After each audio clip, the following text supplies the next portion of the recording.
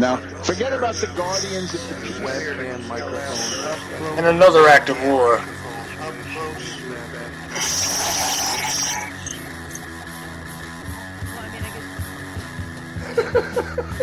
At the age of 19 in 1962, she was a... See, but I have the files. You know, I read this stuff at the National Archives, and I read these other things. I said to myself, that guy, how can that be possible?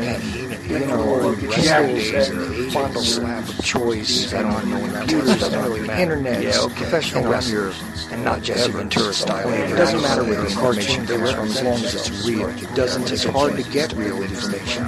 Because seriously, they don't want you to just read two sources together whenever I try to prove out one of these. It's not. If you expect your government to tell you the truth, you're going to sadly disappoint another one of these things. Dear Lord, what a dirty, dirty old man, huh? Really? Can't be serious. Is this really how you want things to be? Come on. More hooker, eruptions. Eruptions, whatever. Like Dave Powers kind of... Really? Allegedly broadcast live from Pima Region 2, within the borders of the formerly united and currently occupied states of America. We bring you the Ochelli Effect. I damn sure know I'm an original. We have all these situations. I'd love to know why it takes 50 years, for that's that. For a 19-year-old girl to eventually get up to gumption to put these things out. And that is that. Another Saturday night. And it's the Ochelli Effect. I am Chuck Ochelli, your host. As the obnoxious bumper has already told you, this is the Ochelli Effect. Anyways, UCY.TV radio, we are live as I do love to be. Oh boy, and it is December 27th. I almost forgot the date there. I had to look at something to remember. Anyway, so we often talk about a lot of different things, a lot of different conspiracies, a lot of faking of evidence, a lot of constructs, a lot of psyops, a lot of false flag type events that do occur. And there is some validity to that way of thinking. However, if I can just... let's see if things will cooperate. Everything is lagging nicely tonight. I appreciate it. Anyway, you know what? I'm going to have to go about this a different way. Love it. Love it, love it. Anyway, so I do want to cover the Sandy Hook event, which is now more than 2 years old. And, of course, there's been a lot of discussion in the alternative media, especially among the Sandy Hook hoax sort of regimes out there, the sycophantic followers of certain individuals who seem to have gained themselves great audience, as it were, in the alternative streams as they currently stand, right? Well, I don't fall into line with those guys exactly. I don't say that it's a completely staged FEMA-type event and all of that. It's not my personal way of seeing things. And tonight, the gentleman I'm going to present is definitely more in line with my thinking than that so-called alternate side of thinking, that revisionist version of history that is out there among other people in the so-called alternative stream. And I'm very sure we're going to bring up a couple of interesting names tonight and people that I don't agree with on many, many subjects. But first, let's deal with the reality of what actually occurred there in Newtown, Connecticut. And I've never spoken to this individual actually verbally before, just communicated a little bit electronically via text, via Facebook, and whatever else. So this will be a very sort of a cold introduction to where we're at, and who knows, maybe he'll disagree with me also, but I don't think so. I think we're going to fall exactly in line, because after taking a look at the Sandy Hook Facts website and taking a look at some of his many, many videos which are out there, which are on YouTube, you can find them. I'm sure we'll point them to you later on as we go through this discussion. I'm very happy to present Mr. C.W. Wade. Are you there with me, Mr. Wade? Yes, sir. Hello, Chuck. How are you? All right. And I was explaining as I was fumbling to try and get you on because the Skype wasn't going to cooperate with me there for a few minutes. I was experiencing the same thing. I had wanted to do an update and everything else. I was like, oh my Lord, what's going on? Yeah, well, it seems like that happens at the most inopportune moments, right?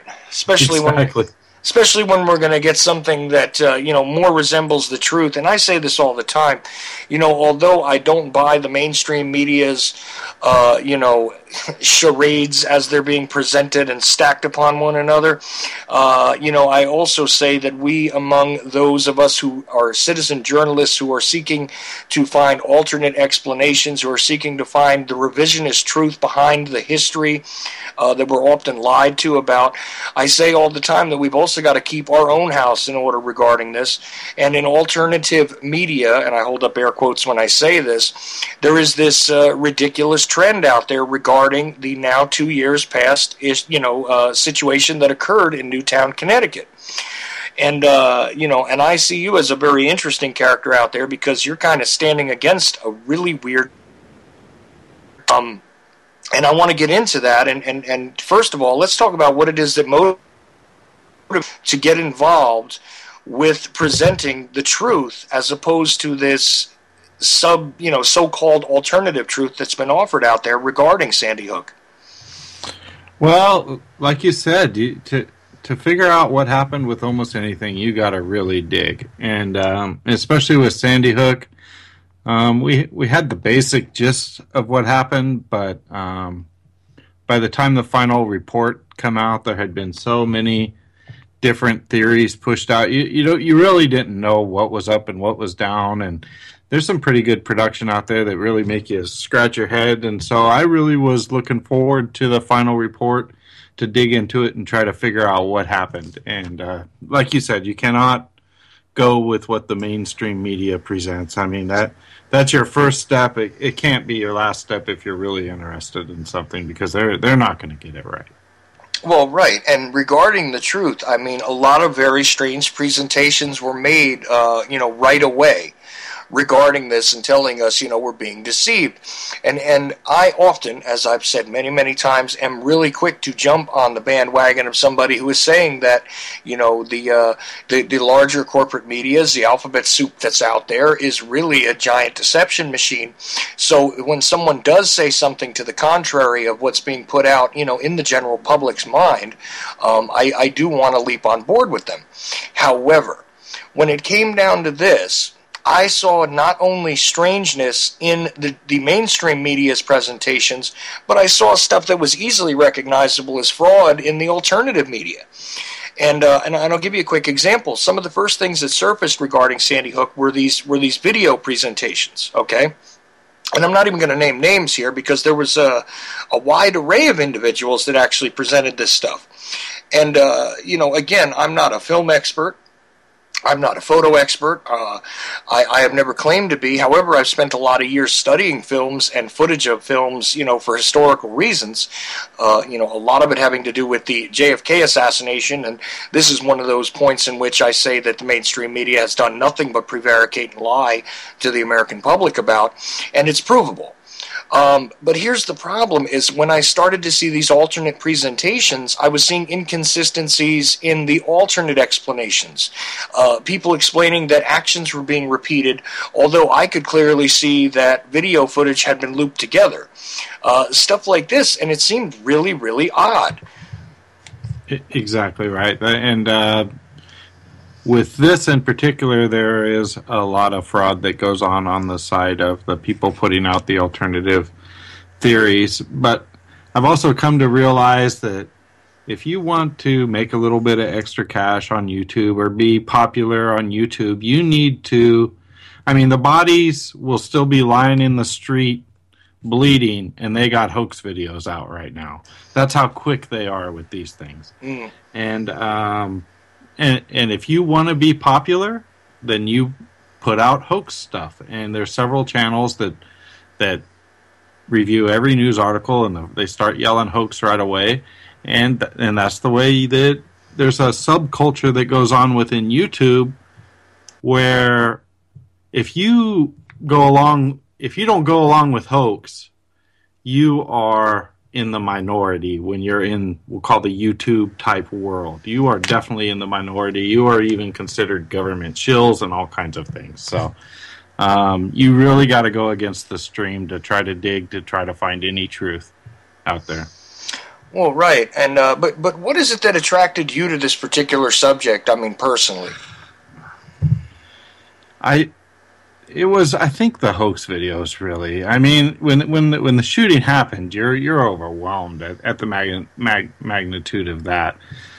But watching the hoax videos and kind of scratching my head and thinking I was, getting played, made me really want to dig into it and find out what happened there. Was it a hoax? Is this a government hoax, or did this really happen? What's right here? Because the press were all over the place with that thing. There's no doubt about that. Nobody's trying to say the press was consistent. I mean, one day they're saying one thing, next thing they're saying another thing. This person's saying this thing, and all kinds of things happen. So it's like by the time I wanted to know for myself what happened, and I was half ready to make a hoax video when I put out my deadliest minute. And you can almost see tinges of it in the beginning of the video, because I was almost making the video, and I put that video out early February. The report came out in December, and it took me a long time to go through that report the way I did to put that video together. And I was researching and building a video at the same time at some points. And I wanted to know what happened. I wanted to prove to myself. I was confident in my ability to read reports, and I've read enough reports that I knew if this was a hoax, I was going to be able to see through that report. And so I pieced it together. We had the radio track since maybe it was that day it was actually posted to the internet, or maybe it was the next day, but we had the radio track of what went on there. So you couldn't forge that. We have that. So does the report match up to that? That was, one of my big things I wanted to see is does that report match up to what we already had existing since the day of the shooting, which was the radio feed from Newtown. Right.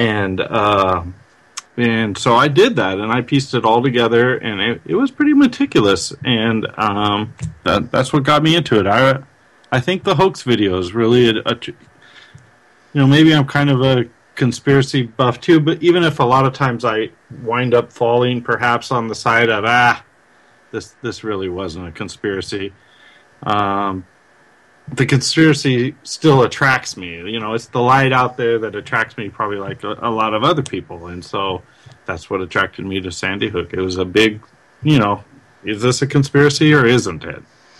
Well, see, and that's the thing is that it becomes difficult to decipher, because we do know, again, that the greater outlets have lied to us on a lot of occasions. I mean, again, we can prove that. So it's one of those things where you tend to sort of want to endorse the idea that we've been lied to, but when you see the individuals that are pushing the alternate theories are misrepresenting their own evidence, you then start to shake your head and say, well, look, now I've actually got to do some work for myself, because neither end of this spectrum has given me the full breadth of what's happening here. Like my first instinct regarding this wasn't that it was a staged event. My first instinct told me that this would be something that would be seized upon for various political reasons, and that it would be utilized and played up afterwards, as many traumatic events are, in order to evoke sympathies, push legislature, create different new normals, very much like the drill procedures in most schools are now, where they have lockdown drills. Only a few decades ago, this was not even part of the equation regarding what was normal in a school. In a place where you were subjected to riots, or you were in a particularly violent area, there might be lockdown procedures, but now it seems as though these types of things are prevalent in the public schools everywhere. And I think part of what sort of gave that that new normal, its sort of trailblazing groundwork was all of the harping on certain traumatic incidents. I mean, for instance, looking back at Columbine and all of that, now it becomes a whole lot more acceptable to say search the kids before they're going into a public school, regardless of the true level of danger. You know what I mean? Stuff like that. So it made sense to me. And the drills, the active shooter drills. And not only active shooter drills, but I mean, if you have little kids right now, they go into lockdown. Not regularly, but I mean, you're going to get a couple a year. Yeah, and in some even places, a high-speed chase going by the school, they go into lockdown. Right, and in some places it is a regular occurrence, and it is just a drill. It's not even necessarily that there's any imminent danger. You have to be prepared. You have to be vigilant. We now live in a post-9/11 reality. These things are part of the equation. So I felt as though it was one of those things that was going to be seized upon for that purpose, and still do. I still think it's one of those things that is part of the equation regarding changing the acceptable levels of control by a lot of the people that are in law enforcement, that are in civil service in local areas. I think it is one of those exemplar type situations where we have, we need to change our behaviors in order to prevent stuff like this. Now, to get into some of the specifics, I'll tell you another red flag that came up with me right away, and I really don't care who likes that I say this or not. The fact is that the moment that I see a guy like Jim Fetzer jump on board with something like this, it throws up a serious red flag for me. And the reason is that, quite honestly, the guy is all over he's never met a conspiracy he didn't like, first of all. And secondly, over the years, I watched this guy evolve, essentially, through the lens of the JFK assassination. And at first, he was bringing together some interesting researchers who brought some very interesting perspectives on things, some very specialized studies. Bringing a guy like David Mantic to the forefront, who showed us, different strangeness in the medical evidence regarding the JFK assassination, stuff like this. It was great work. But after a while, it really devolved into like a hucksterism, in my opinion, where, the guy's like a carnival barker when it comes down to these kinds of things. Like anything that is completely, easily discredited, the guy jumps on. And he stays on it. And he stays on it, yes. Even after it's debunked. He doesn't say, oh, my bad on that. He will ride that 3, 4, 5 articles after things are debunked. He doesn't. It doesn't bother him at all that something's debunked. It doesn't enter into his mind that he's passing along debunked stuff. If he can shade one fact in his direction, he's going to ride that. And it's weird, too. It's not even just a flat-out lie, necessarily. It's the misrepresentation of what could be factual. Let's take, for instance, and try and explain to the listener, like, what the Wayback Machine problem is here with Fetzer, right? This is something that I noticed on my own, but I thought I must have this wrong. There is no way this guy can be running around representing it the way that he does, and he's not the only one. But others have picked up on this as well. The Wayback Machine. You know what I'm talking about. Oh, sure, of course. It's basically an archive of websites that's run by, they send out robots and stuff, and they archive websites. It has absolutely nothing to do with the internet activity of a school. But Well, right. So this is a web crawler type of system, which what it does is over time it will send out a crawler and give you like a snapshot. It's an archiving type system. Exactly. So it'll give you a snapshot of activity on websites. Okay, so we're all familiar with this kind of stuff, the cached type of thing. There's a whole lot more sophisticated systems out there now that do the very same thing. And you can see, say, like old web posts or now debunked or defunct websites. You can see what they looked like a few years back or a few months back or whatever. And the Wayback Machine, he uses it in his articles to explain that there has been no internet activity, from the Sandy Hook school since, I can't remember, 2009 or 2008. I forget exactly what year he says it was, because the Wayback Machine shows that nothing has happened since then. Now, there are two problems with that particular, thesis regarding this. The problem is, first, that the Wayback Machine, as you said, is not something that takes a chronological, like every 2 months it takes a snapshot of a website. It's not particularly timed. It just happens to crawl the site when triggered to do so, and that's, if you check with them themselves, you'll find that that's what they say about it, right? The next problem is that, look, if somebody changes their website or no longer uses a website, you may not see internet activity for that particular person, place, or thing which is represented on the internet. Like, say, if I had, a Chuck.com website 5 years ago, but now I have switched to the Chuck Ochelli website.com, you would see that the Chuck website might not be active for the past 5 years. It doesn't mean I don't exist. I may have changed my web address, and that's kind of what happened here with this school, didn't it?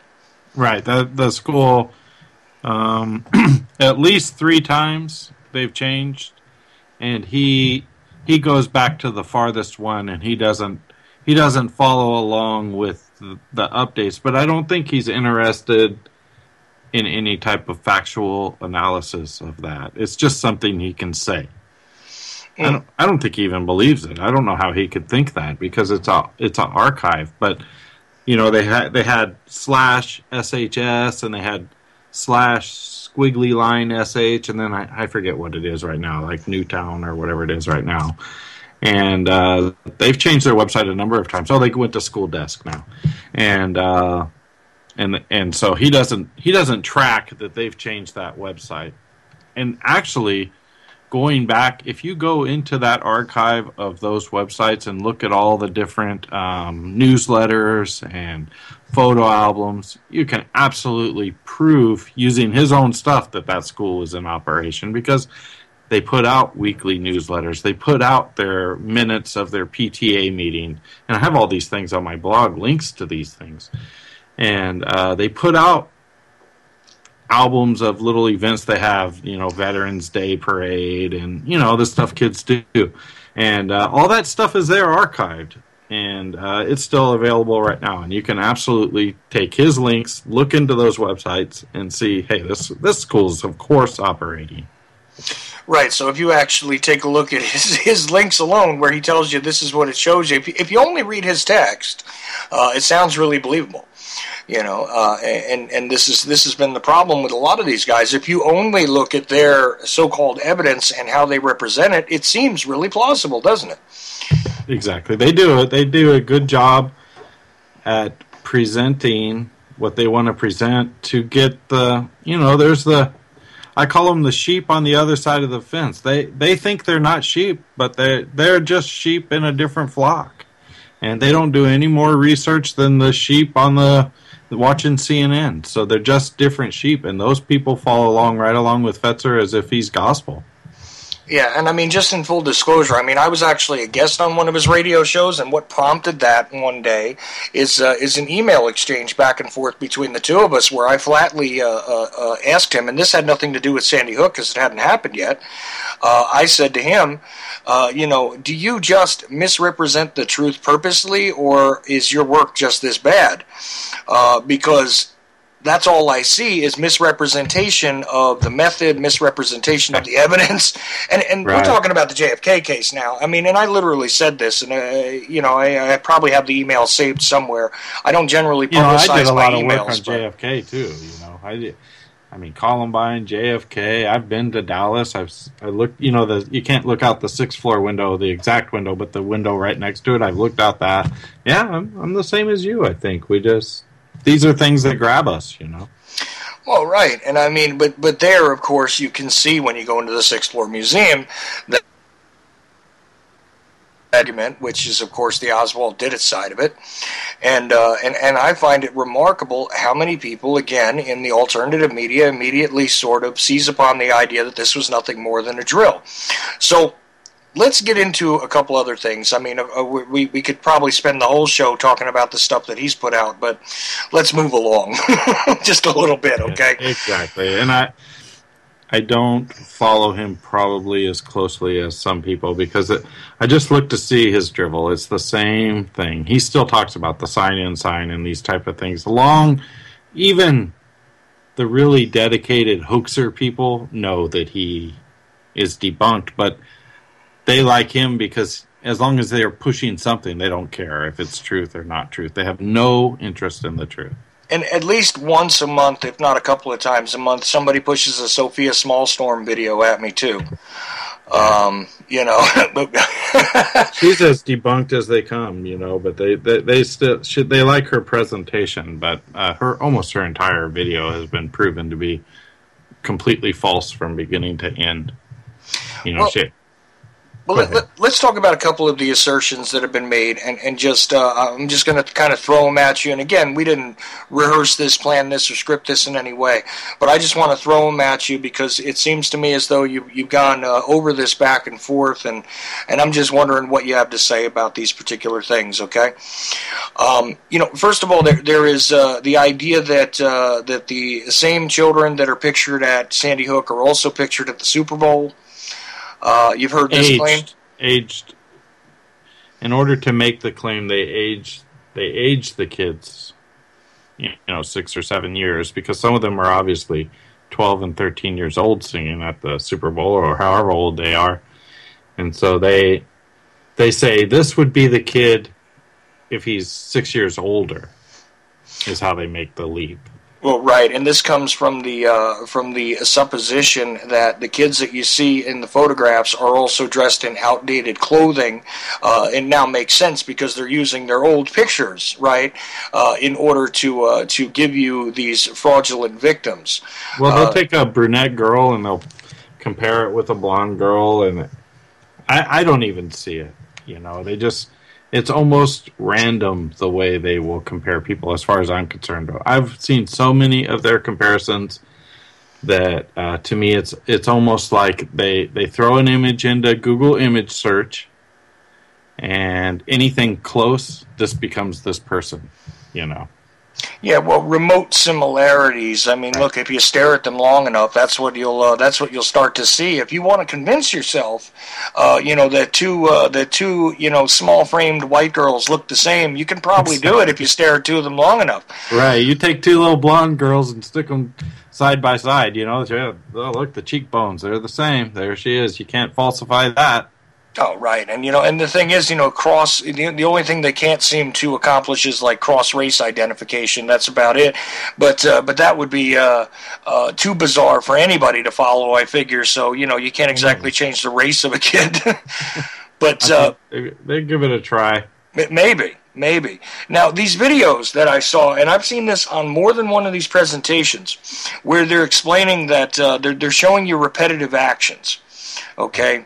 Now, again, and I represent this fully because the Firehouse is probably the one you're talking about. You got it. And the thing is that for a long time I was referred to as the blind JFK researcher because I'm actually legally blind, so I can understand that people want to attack when I give an analysis of a video or a photograph. But here's the problem: when I'm looking at this thing, I stopped looking at the actions. Okay, stopped looking at the people making these particular marching moves that appear to be extremely repetitious, almost mechanical, right?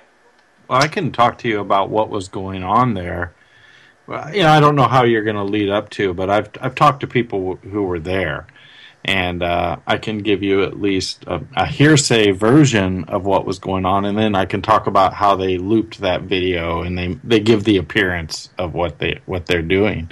But there's two parallel things that go on at that firehouse that day.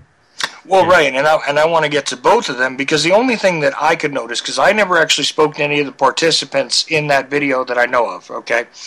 But the thing I did notice is that if you stop looking at what they're trying to pull your attention to, and you start looking at some of the surrounding movements, guess what you see? You can see the evidence of the looping because there's movement from a car on the one video. Van. Yeah, exactly. I can't identify the vehicle, but I'm very sure it's the same vehicle, and you see it move, and then you see it back in the spot where it was. Yes. Which... And then they add music and arrows. And it's a show. It's a magic show. Right.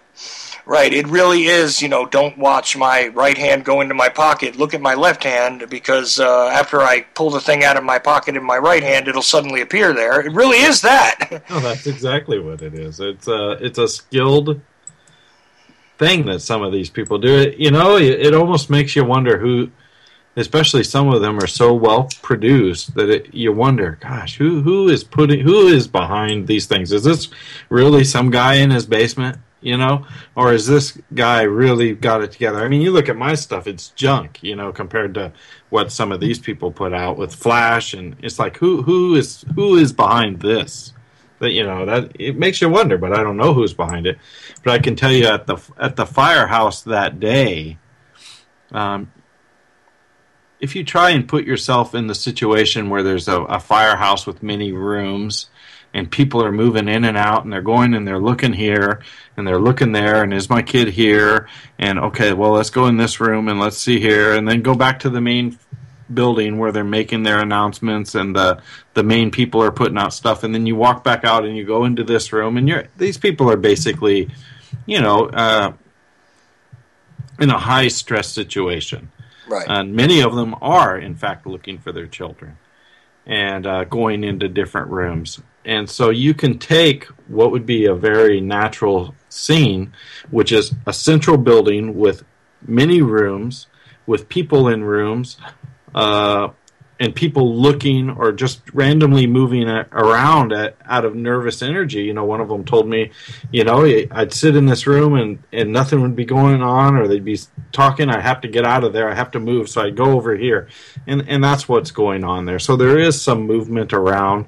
But if you add a narrative to that, and arrows and music and say, oh, look, these people are walking in circles, and then you freeze frame 4 seconds of it or 8 seconds of it, you can make it appear to match your narrative, when the reality is a quite normal scene of many people moving all over the place, hundreds of people there moving all around.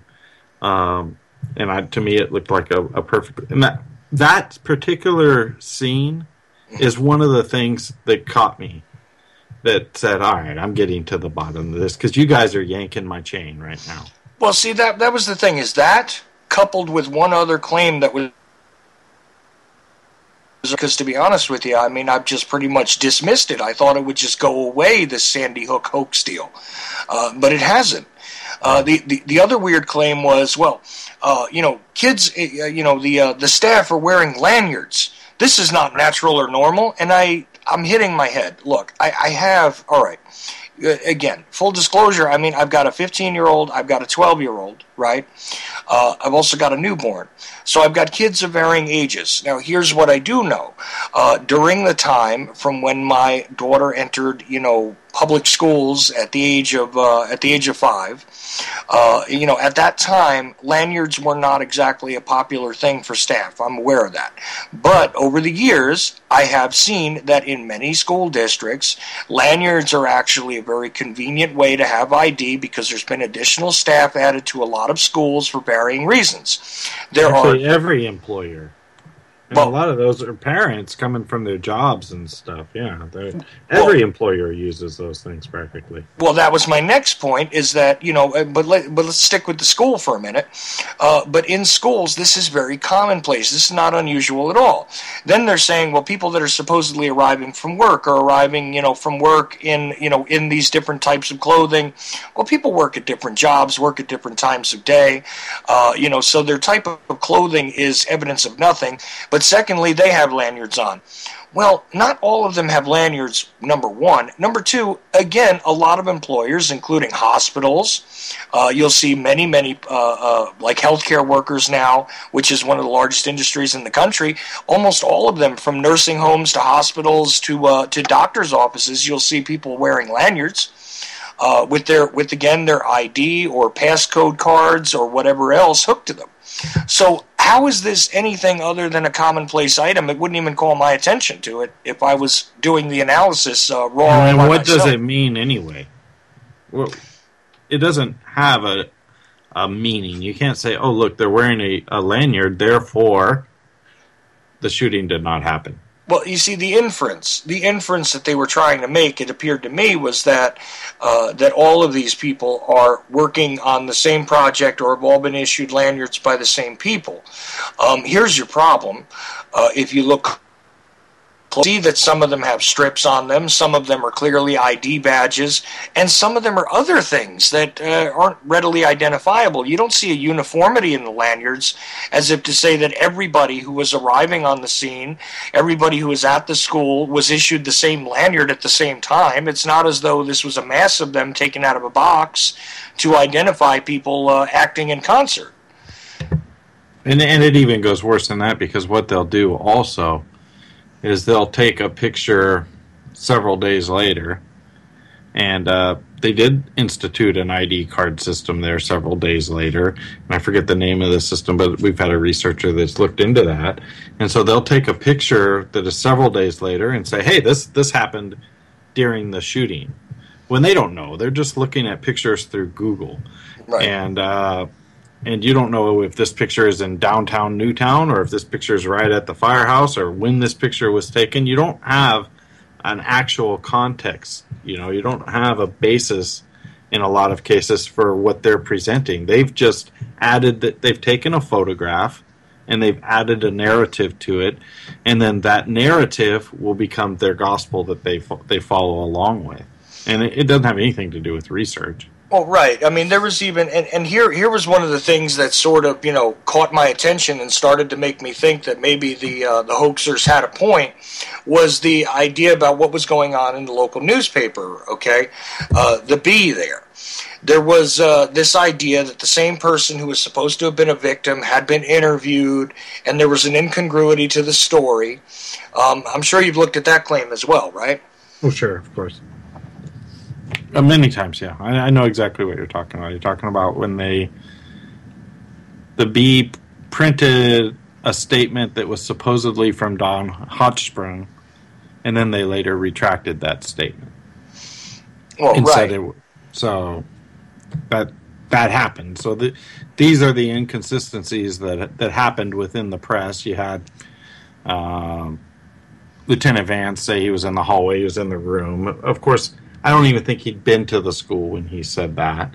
It's one of his earliest interviews. So there was a lot. They said there's 4 pistols, then they said there's 2 pistols, then they say there's 3 pistols. And so throughout, from beginning to end, I don't think there's any doubt that the press were all over the place with this thing. Right. They were clearly making errors that the press often does in early reporting, first of all. Second of all, they were also jumping on the bandwagon because instantaneously this became a national story. So there's always that sort of jumping the gun regarding, legitimately working press people who are not necessarily working off the script, trying to get, the new information out, trying to get the spotlight on their work because they were the first to discover XYZ. This is what goes on. I mean, this is actually fairly organic when you see inconsistencies in the press reporting right away, And I want to say right now that I do not focus on the press. The press is something that introduces me, but my work is more based on, the eyewitness statements, the people who were there, the reports, the affidavits, the evidence as it's documented. That's what I wanted to see, because the press were all over the place, but the press doesn't have the story. They're not under the building in the school. They're just, somebody says something and they'd run to the air with it. I don't know where they got this stuff. Right, and of course now when we start to get into the study of the incident itself, one of the things that the hoaxers immediately, and I identify them generally as a group of individuals that just believe absolutely that this whole thing was a hoax in one way or another. One of the things that they do jump on, and I'm sure you've looked into, is the biological cleanup aspect, right? Because obviously in a mass casualty event like this, there would be plenty of bloodshed, and there are protocols that are followed for cleaning that up nowadays, right? Sure. So you've looked into that as well, right? Right. They weren't aware that it was actually in the report, and so you had, like Wolfgang Halbig running around saying, "Oh, we want to know who did the cleanup," and for a long time they really held that up as a holy grail of this is what we got them here. There's no cleanup. And they didn't know until I actually published it, I believe. I don't know how many hoaxers did, but I never saw anybody debunk it before I did. They didn't know that it's actually in the report, the name of the company that did the biological cleanup in there. And so for a long time, a lot of early hoaxer gospel is just, been completely proven to be false. And one of the main ones of that is, Fetzer still rides this. You want to talk about Fetzer? He still doesn't know. Right. But was the blood cleanup, which both companies are listed. The blood. There was even a hoaxer blog out there that said, if the blood cleanup was really done, a company like this, and he named the company, would have cleaned it up. And he actually named the company that would have cleaned it up. And so that now it's just so debunked. We know the name. There was two different companies. One did the school and one did Yogananda. So there was two crime scenes and two different companies that did the cleanup on those. And this is something that you can find. Now there is an oddity that I can't seem to figure my way through, and probably you'll know what I'm talking about here as well. Now, when they first started to say that the FBI had published statistics regarding the number of murders in areas and things like that, okay, the first time it was passed around, it was pretty funny to me because the link was with it. It was a really well produced sort of meme that had given us the link to go see the FBI showing. New. Yeah, that's a newer one. But what happened is when I did see it, because of course statistics like this are reported much later, the first people that passed it around were actually passing around the wrong part of the table. Well, yeah, they present Newtown because Newtown shows no murders. But they're not presenting the entirety of what the FBI... Basically, you have people who have never looked at this stuff looking at it, and they look at Newtown, they see 0 murders, and that becomes their gospel. They run around saying, of course, this was a Connecticut State Police investigation, and that is where the statistics... And you have to dig deeper. If you just do surface looks at things, then these hoaxers can lead you by the nose. So they can show you a page in the FBI where Newtown absolutely shows 0 murders. So how can that be? But if you do sit down, take a look, dig into the reports, dig into the data, first off, you can see on their own report that it's missing, I think it's about 40 murders. It's not just the Sandy Hook murders that are not there. All of the Connecticut State Police murders are not listed in that table because city by city, because they're Connecticut State Police investigations, and that's where you got to dig. And when you dig further into the Connecticut State Police reports and such, they actually highlight it. It's not only there, but it has a little asterisk and it says these are the 27 murders from the Sandy Hook school shooting. It's very clear. But, well, right. Here's what the problem is. The reporting agency regarding that table has to be the FBI. So that means that effectively, if the FBI was not the investigative agency responsible, they're not going to add it to the statistics. And this is something that you can find all over the table if you examine it closely, is that there is no reason for them to report various incidents that occurred. And of course, this was the responsibility of the Connecticut State Police. Right. And the FBI actually has pages dedicated to the Sandy Hook shooting. They're not denying, as the hoaxers claim, that there was a shooting, but they have a little 0 next to the word Newtown on a single page, and this becomes their gospel because they can present that to somebody, and somebody's going to scratch their head and go, gosh, that is weird. And they're not going to take the time to go dig into it to learn it and figure out that they're just going to go, yeah, that's weird, and that's exactly what goes on here. The FBI is just interpreting data that they get from many agencies and putting it out like they do every single year.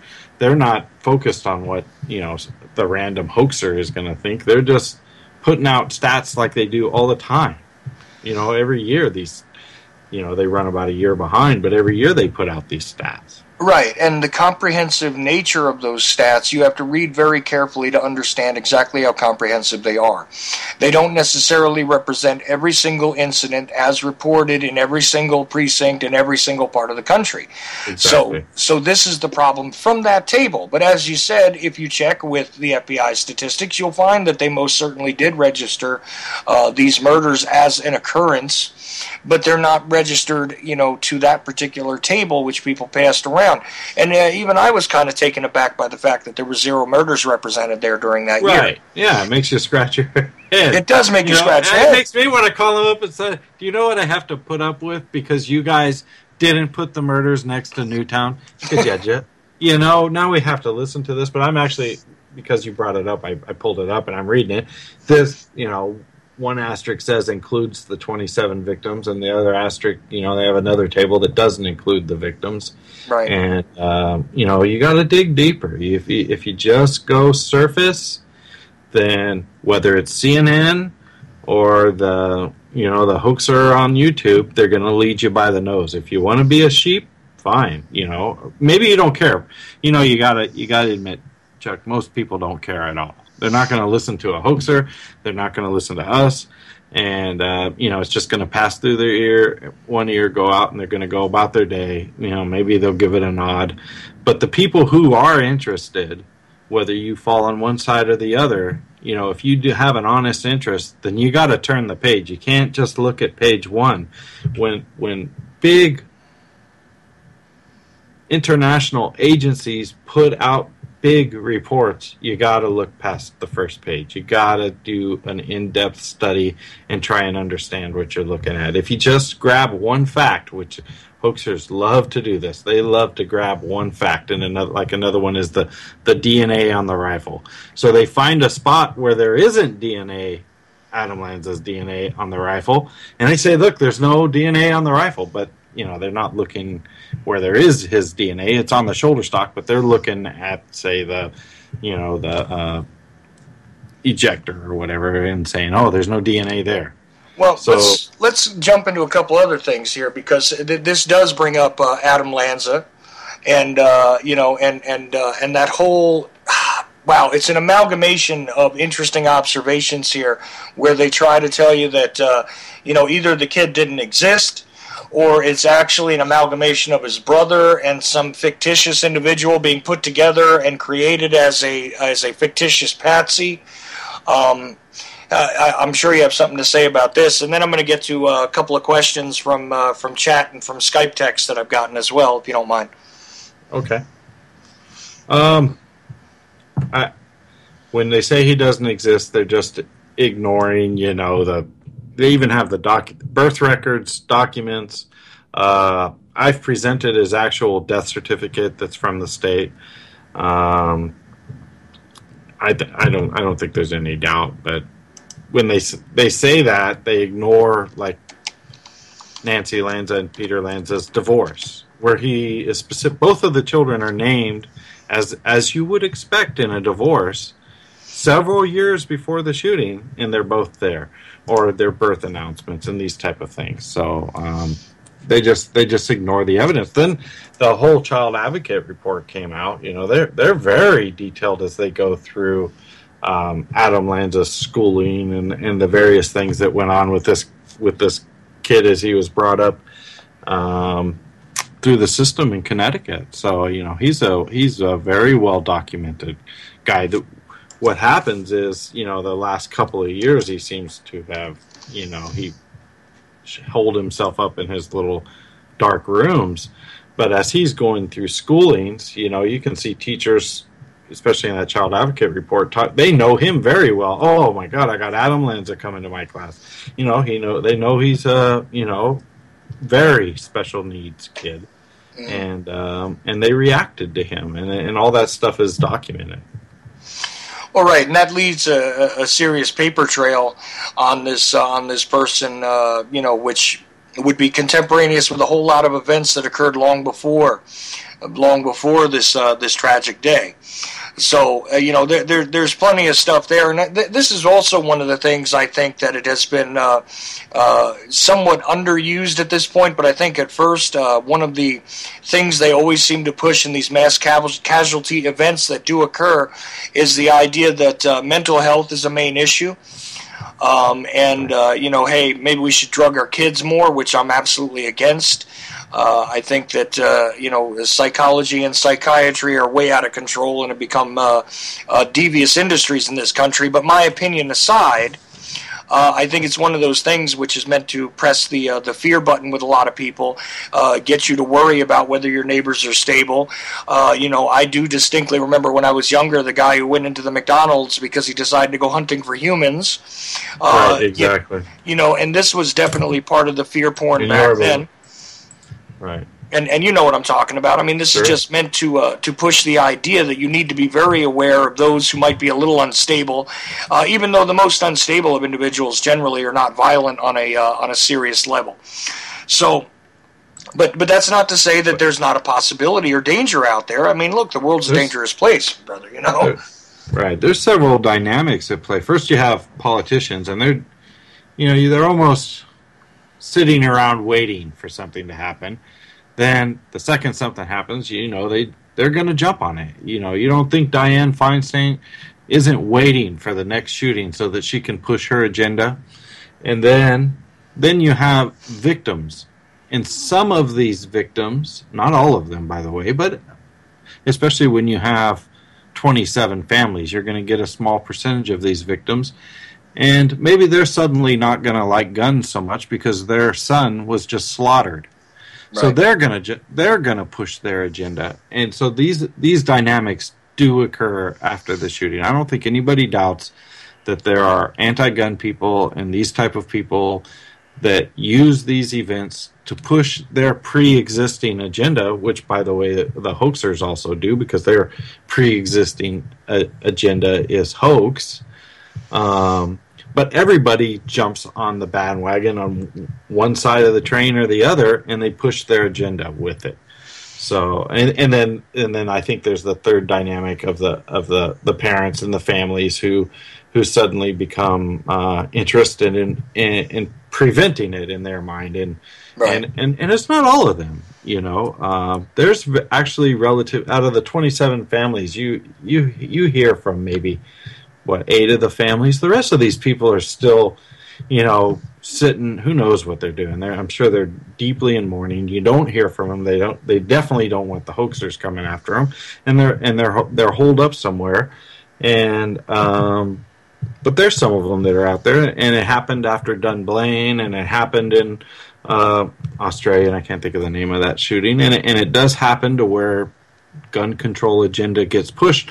It doesn't mean that the shooting didn't happen. It just means that there are forces that are going to take certain things and use it to push their own agenda. Right, and there are opportunists that speak from various agendas. That's what it comes down to, and they're going to seize upon it as an opportunity to push their agenda. And with the Fetzers of the world, this is a perfect opportunity to push the agenda that everything is a fraud, everything is a fake, absolutely nothing actually really happened ever, which makes me wonder why it is they even continue to talk about this, since it's all a fraud anyway. But anyway, one of the questions that came up in the chat room, and I do want to hear you address this. The claim, the understanding in the story that the parents were not allowed to see the bodies of the children. Right, and that's not true, anyway. Okay, now I'd love for you to address that and explain to people why it is that's a misnomer, because that's my understanding of it. Okay. There are several projects I have ongoing, and I just can't seem to finish them. And one of them I've done is I've actually gotten in contact with 2 different funeral directors, and we've done an in-depth investigation that is published, that includes New York City, I think it was Los Angeles, various different agencies. And what happens after these murders are people, if they are needed to identify, a lot of times in Connecticut, if you look at their existing protocols right now, if you are needed to identify the person, which is not very often. Sometimes it's just done with a driver's license or whatever. It will be done by video camera. It is not done like in the movies. Almost anywhere, if you go and look at the New York Medical Examiner or the Los Angeles Medical Examiner, they don't walk you into a cold room and pull them out. That's just not how it's done nowadays. You get the bodies when they are released to the funeral directors, and that's what happened here. Every one of these families had the bodies of their children, as is standard protocol throughout the nation. And you can check with any funeral director, and we've also published this. This is how it's done. The funeral directors will work with you in preparing the body so that you can view it, or however you want to do it. You have a lot of say, too, because it's released to you. Every one of these families had the bodies released to them. What Dr. Carver was talking about was the initial identification. It doesn't mean they weren't released the bodies of the children. Of course they were. They had funerals. They had many open caskets. They had some funerals had it to where there was a viewing of the body privately with the closest family members, and then they closed the casket and they opened it up to everybody. And there were some open casket funerals, and there were some closed casket funerals. And as with murders and traumatic deaths throughout the nation, the funeral director works with the families to determine, maybe the body has been, in a different situation, burned up completely, or burned beyond recognition. The funeral director is going to work with the victims' families to determine how, maybe you want to see it. They got their time with the children. What Dr. Carver was specifically addressing, which was a next day press conference, was initially trying to figure out who these children were laying on the floor. They're obviously not going to take numerous families and truck them through numerous bodies laying down like some assembly line or something. They have to figure out another way to do it. And the way they did it was getting pictures from the families or vice versa. A lot, these families gave pictures to the police too. Not only that, but the report documents, they got the records from the school too to identify it. Now they know who's in the classrooms. They knew what classrooms they were. They had it narrowed down. But it is absolutely not true that these, and intuitively we all saw, you can go and find the funerals. These bodies were released to the families. Adam Lanza's body was released, taken to New Hampshire. They cremated it, and they did and we have all that because I released the death certificate. But that's what happened here. It is standard procedure. You do not go into, even if you go and look at Connecticut right now, if you go and look at their chief medical and look at their protocols, they're not going to bring you in contact with the bodies. Even today, even right now, if something was to happen, that's not happening. At most, it says right on their website, if you are needed to identify it, it will be done by closed circuit camera. You are not person-to-person contact with your deceased until it's released to the funeral home. And the first thing you get is a knee-jerk reaction. Well, you would have to hold me back. Well, you don't see people rush into Columbine High School. Well, realistically, this actually they do hold you back. They have counselors there, and they talk to you, and they actually had the governor at Sandy Hook, and they may not physically tackle you, but there's a whole dynamic that goes on in dealing with these situations, and they're not going to let you rush into the school. Well, they'd have to arrest me because I would run into that school. You're not running into the school. They're not going to let you run into the school. They don't. You didn't see any of the families run into Columbine. It simply doesn't happen. Well, because the first problem is this: it's a crime scene, and you would contaminate it if you had entered it. They're not going to allow it. So they're not going to allow that. And this is on a fairly wide scale. This is not a simple singular murder, but let's just say that this is a mass casualty incident so we know what we're talking about. They did a by the book mass casualty incident, and their response, the medical and police response to this scene was by mass casualty protocols. It was not done by protocols for if you had a car accident. No. It's not the same. It's not done the same. But if you study deep Virginia Tech, which that's another half project I've gone into, the parallels of the response to Virginia Tech, which is the same way. They left the bodies in the classroom. They did it by photograph. These type of things all went on at Virginia Tech as well, and nobody rushed Virginia Tech because that is another mass casualty incident, and they didn't put out as good of a report as they did in Sandy Hook for Virginia Tech. But that is another mass casualty incident where you can draw parallels as to how police and medical response, which they also didn't bring helicopters to Virginia Tech, where you can gauge responses to mass casualty incidences as opposed to when you see an ambulance go to a car accident. When you have 30 dead people on the ground, there's a different manner of response. Well, right, and this, of course, is for investigative concerns, as I was saying.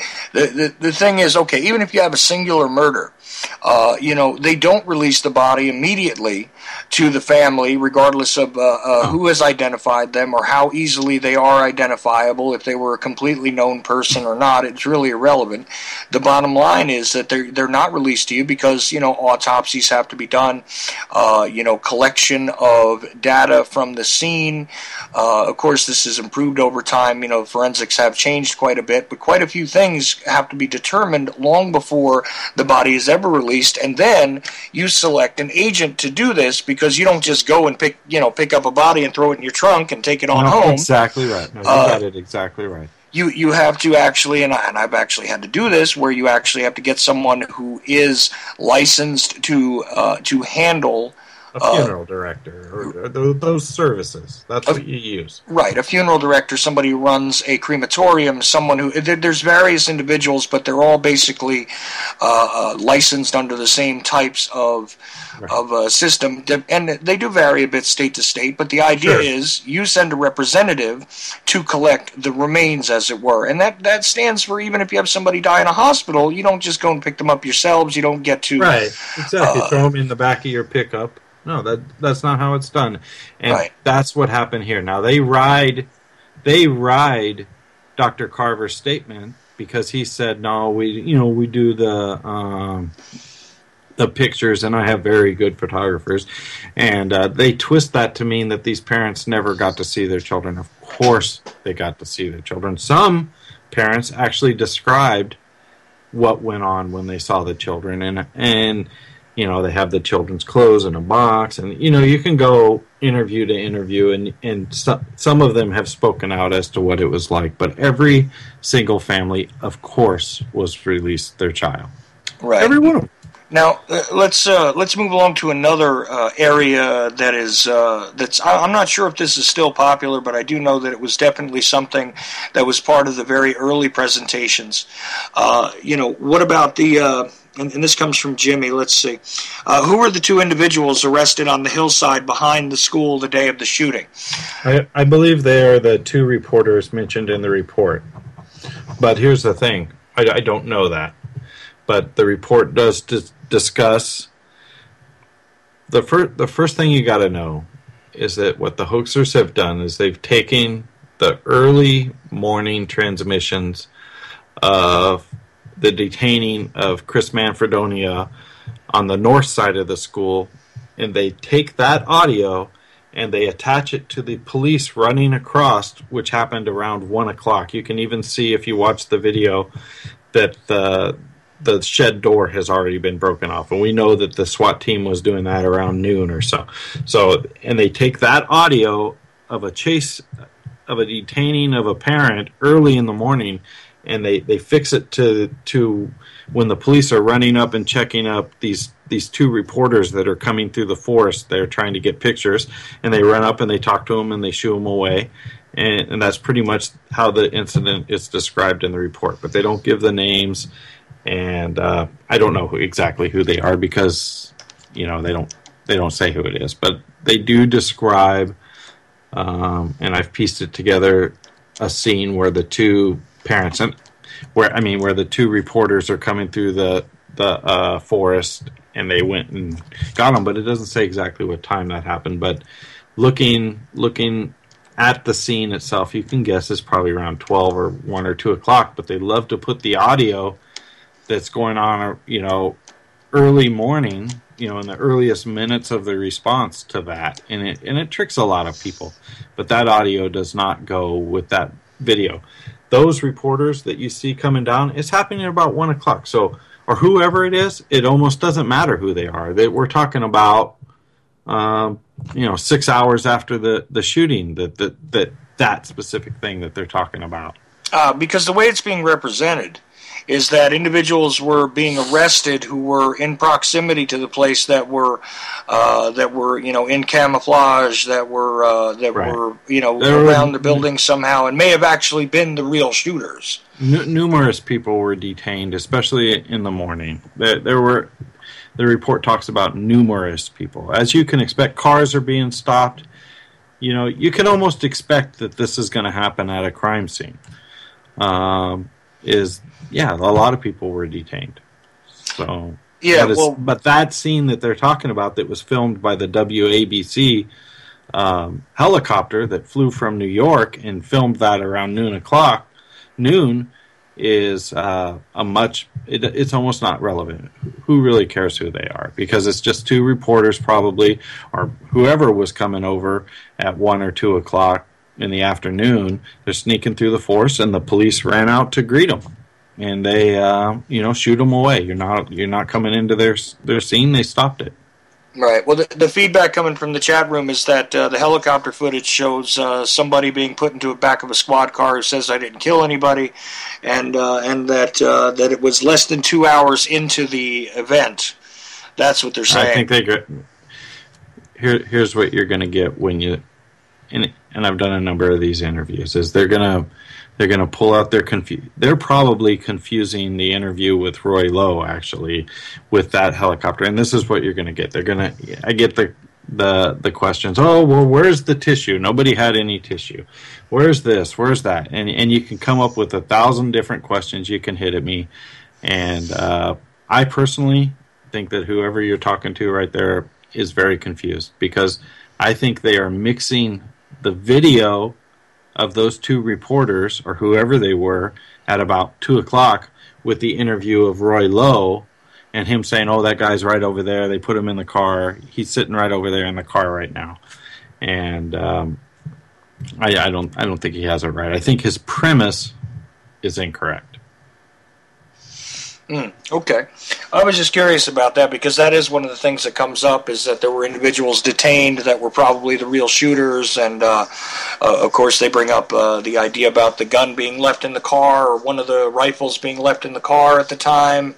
Right, the shotgun was left, the Sega shotgun, he left it in the car, and he took the AR-15. Well, but back to the presentations. I mean, what is it that you have learned about this? I mean, your overall conclusion. I think, even to this day, as we sit here right now, which the NRA even put out something today and they have it wrong, I think I actually have the only correct presentation of how the shooting went down.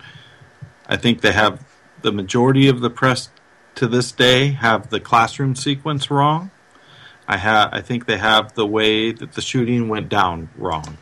And there's a lot of misinformation out there from the press that still, it's not, we're not early morning hours of the shooting now. We're years down the road, and no one has bothered, except for me, in my opinion, to try to piece together the shooting. Maybe we'll get it from the Sandy Hook Commission and tell us how the shooting went down. But as far as I'm concerned, and I've read so much stuff that's out there, I have not seen anybody else present the shooting in the way I believe the shooting went down. And so my conclusions of how I and how I believe I've proven the shooting went down, you're actually not going to find it out there because, you know, I'm just some blogger guy. What am I? I don't have any real contacts or anything. But even the New York Times or somebody like this has not picked up and even stolen my material and pretended that they thought it up and presented how the shooting went down. Nobody cares. Nobody's presented it. Nobody's done that. I would like to see that done. I've talked to a few people who say, "Oh yeah, we'll do a documentary and we'll see how that comes down." But I think that they get away with claiming hoax because no one has pieced it together yet of how it went down. And the way the shooting went down, if you follow the bullets and you follow the magazines, you can see exactly how he did it. And most of the people are going to say he went into room 8 first, and then he went into room 10. And in my opinion, they got it completely wrong. And so that's my major standing that I developed early on, back in February after the report came out, and I stand to it to this day that was my research, and it, to me, it's never been debunked. If you can look at this shooting and prove to me ballistically it went down any other way, I'd love to see it. I mean, anybody, any person. Well, it's an interesting statement about the ballistics too, because the ballistics have been represented out there as this incredible shooting performance. I mean, just from a ballistic standpoint, right. that he had Navy actually, SEALs couldn't do it. Right, yeah. Right. I mean, I don't know. You know what he did, Chuck? He cornered a bunch of kids in a restroom, and he fired 80 rounds into them. It didn't take a Navy SEAL to do that to those kids. And that's what happened, is he cornered them. He went into one classroom, you know, half the kids escaped. He didn't do great. His gun jammed. He had to flip his magazine around, and he didn't have this great shooting record, you know. Mm-hmm. Six-year-olds were able to get away from him. But by the time, you know, maybe there's a flaw in the way the training, you know, I almost feel like telling my kids, you know, you hear a shooting, jump out the window. Don't go and hide somewhere, because that's what happened at Virginia Tech, and that's what happened at Sandy Hook. They all piled into this restroom, and it, even shooting fish in a barrel would be harder than it was for him to just stand there and fire 80 rounds into them. And he moved up, and you can, if you look at the shell casings of the shooting, which the police mapped out every single shell casing, exactly where they are, even with GPS coordinates for every single shell. And he moved up on them, and he fired 80 rounds into them. This was not some Navy SEAL performance. Anybody could have done it. Anybody could have done it, you know. Well, I'll tell you what, there was also an article which was passed along on the event page, and I mentioned it, well, just sent you a message about it before we went on air. I want to check my messages. No, you got this one, because you you responded to it on the event page. Oh, okay. Oh, yeah. All right. This is about the lawsuit. Oh, the lawsuit. Okay. Yeah, and I wanted to read from this article because it was published on December 26th. And I guess the website's really irrelevant, but the deal is, I'm just going to read this briefly and see what you have to say about this, because I'm sure you have something to add to this. Okay, filmmaker and author William Brandon Shanley launches wave of lawsuits for more than $1 trillion against big media over Sandy Hook massacre coverage. Okay, and this is in quotes. After exhaustive research, the good news is the overwhelming evidence reveals that no children or teachers died at Sandy Hook 2 years ago. For relief, I have filed lawsuits against the media in U.S. District Court in New Haven for fraud and terrorism. Here is an example of our abundant evidence. Exhibit D, the Connecticut State Police dash cams record no evacuation of children from the school at critical moments. Smoking gun evidence, no children died at Sandy Hook. Attached is a photo staged by the Newtown Bee, a wider view of that action being staged on a different day than the emergency altogether, and a sampling of front pages that terrorized the world with the fake photos. Mr. Stanley is the producer of the made-for-TV Election starring Martin Sheen that analyzed media coverage in the tectonic Carter-Reagan election of 1980. He's also the author of books on... Okay. Anyway, Dr. James Spencer, who's 35 articles on Sandy Hook for Veterans Today, qualify him for the highest investigative journalism awards and school safety consultant. Wolfgang Halbig, I'm not sure if I'm saying that correctly, whose investigative expertise as a former Florida State police officer and loving attention as a former principal makes this cause's particulars comprehensive to all, will be called as expert witnesses. It is their scholarship and bravery that make these complaints possible for the sheer breadth and scope and detail of evidence they have assembled. Hundreds of independent researchers have also made this day possible, and Mr. Shanley claims they will be tracked down and rewarded heartily for their bravery and mindfulness of America. Okay, I'm going to stop there and just kind of leave that for your reactions. Well, just coming at it from a legal point of view, which that's my background. I've been a legal clerk for almost 10 years, and reading this complaint, it's trash. It's not. They're not calling anybody as witnesses. The judge is not going to sit there and read Veterans Today articles. The judge is not going to entertain any of this. They're going to do pretrial motions to dismiss this suit, and it's going to go away. And that's what's going to happen. So you can say anything you want. You can say, oh, these pictures are really lizard people in children's suits walking through, and now I filed a lawsuit. And he didn't even pay the filing fees. He just scribbled out some garbage, put some. It's 2 or 3 pages of meat. Most of his complaints that he filed are just the names and addresses of the people he's suing.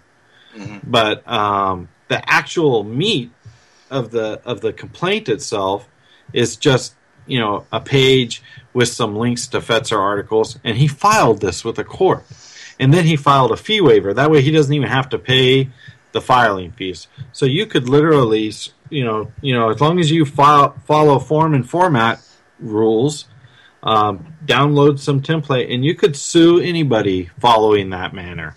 But where is it going to go? First off, these conspiracy theorist lawsuits, even when they're good, like Dr. Judy Wood's lawsuit was well put together for 9/11, mm-hmm. and she filed a similar, we'll call it a conspiracy theorist lawsuit, alleging fraud in 9/11, and it went nowhere. And it was actually put together with lawyers. And if you compare the experts that go at 9/11 with the ragtag rabble that put together stuff like this guy for Sandy Hook, it's night and day. You almost got to scratch your head when you have the actual pilot of the plane who's actually flown the plane saying that could never happen. You go, wow, that's something else. But here, this guy, he just scribbled out some stuff. He put some links. That's his evidence. They're not even admissible. No judge is going to read Fetzer articles for evidence. He's not even going to let you say it. You're going to be shut down. Hearsay at best, right? Yeah. You have no basis that this is true.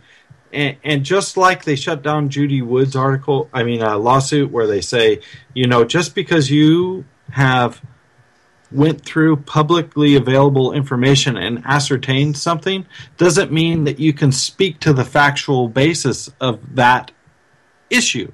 So just because you can Google up something doesn't mean that you have the information you need in order to present that matter before a court, because, you're just repeating something that's out there.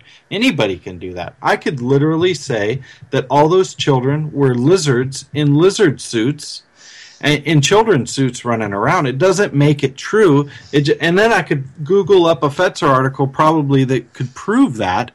It doesn't make it to where this is a lawsuit that's going to proceed once you're standing in front of a guy with a black robe on, especially a federal judge. He's not going to let you, he's not going to entertain you. If you cannot speak to the heart of the matter, to factual basis of these claims, in other words, he wasn't there. this guy, William Shanley. He knows nothing about this. All he knows is publicly available information. You cannot assimilate public available information, form it up in a lawsuit, and rush into a federal court. You have to actually be able to form a basis for a complaint. This is a non-suit. It's not going anywhere. It's for headlines. He wanted to get Fetzer's name out there and Halbig's name out there. They found a guy who could do it with a fee waiver, so he could do it for free. And now they get to run around saying, "Oh, I'm suing for $1 trillion." So what? I could sue you right now for $1 trillion, Chuck, just because you talked in my general direction. It doesn't mean it's going anywhere. It just means that I could format a piece of paper. I could download a template, which if you look at his lawsuit, he even left in on the template where it says, do not include, it's in brackets. You're supposed to delete that, because it's your template and they're telling you what not to put. Don't put just nicknames, put the real name or whatever. He forgot to remove those little bracketed information on his little template that he downloaded from the internet, and that way he meets form and format requirements. And so a clerk is going to put a file stamp on that stuff. That's their job. That's what they do. As long as you're not bringing them in a banana peel, they're going to file it. And so that's all that we have here. Even if this was well put together, it would be a non-suit because they cannot speak to factual basis of a claim. But it isn't even put together. They just tacked on. They even tacked on something that a hoaxer invented. I sat and watched the hoaxer invented. I was, I'm a part of that. We'll call it the hoaxer world. So when they created the video of this pamphlet that they invented from FEMA. And he's actually attached that. It's actually a document created by a hoaxer. Now, a judge isn't going to listen to them present this pamphlet at all anyway, so then it's not going to be like a fraud thing.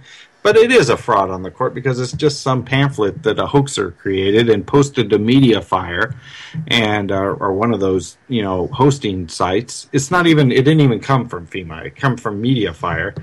And he's attached that as his evidence. It's not going to be entertained at all. So I don't think any legal expert looking at these documents says that this is going anywhere. It's getting dismissed pre-trial, but they're going to get their headlines, and that's what it was for. Oh, right, and and not real headlines. CNN isn't going to report this garbage, but they're going to get hoaxer headlines.